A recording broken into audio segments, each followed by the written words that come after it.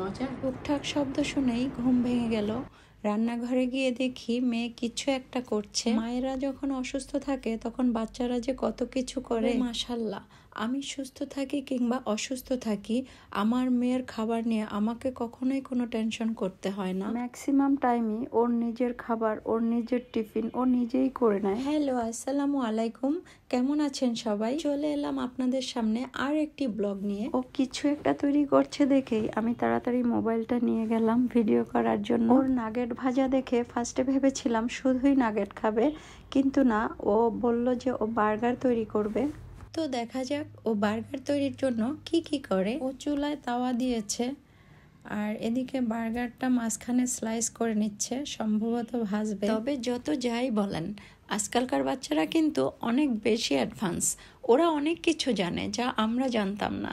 বানের টুকরো দুটো ও এপিট ওপিট করে ভেজে নিল। ভাজার পরে ও যেটা করছে সেটা হলো একটা সস তৈরি করবে। সস তৈরির জন্য একটা বাটির মধ্যে 1 চা চামচ টক দই, 1 চা চামচ টমেটো সস একসাথে ভালোভাবে মিশিয়ে নিল।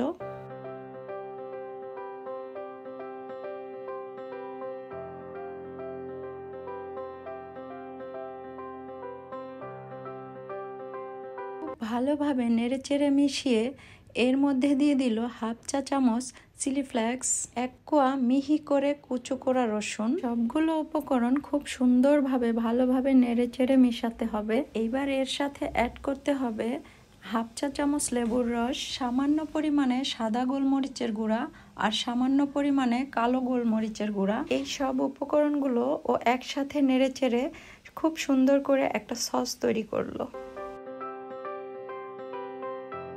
তারপরে ও একটা পেঁয়াজ থেকে কয়েক টুকরা পেঁয়াজ স্লাইস করে নিল। এবার ও চিজ নিল, কয়েক টুকরা চিজ স্লাইস করে নিল। এবার দেখেন কি সুন্দর করে সাজাচ্ছে। একটা সময় আমি ওকে নিয়ে খুব টেনশনে থাকতাম যে আমি অসুস্থ হলে ওকে কে দেখবে, ওর খাবার দাবার কিভাবে হবে, ও কি করবে, এরকম আর কি নানান ধরনের টেনশন কাজ করতো। এখন আমি কোনো টেনশন করি না ওকে নিয়ে। মাশাল্লাহ, আল্লাহর কাছে হাজারো শুকরিয়া। ও বানের মাঝখানে সবগুলো উপকরণ একটা একটা করে দিয়ে সুন্দর করে সাজিয়ে নিল। তারপরে গরম তাওয়ায় হালকা আঁচে কিছুক্ষণ ভেজে নিল।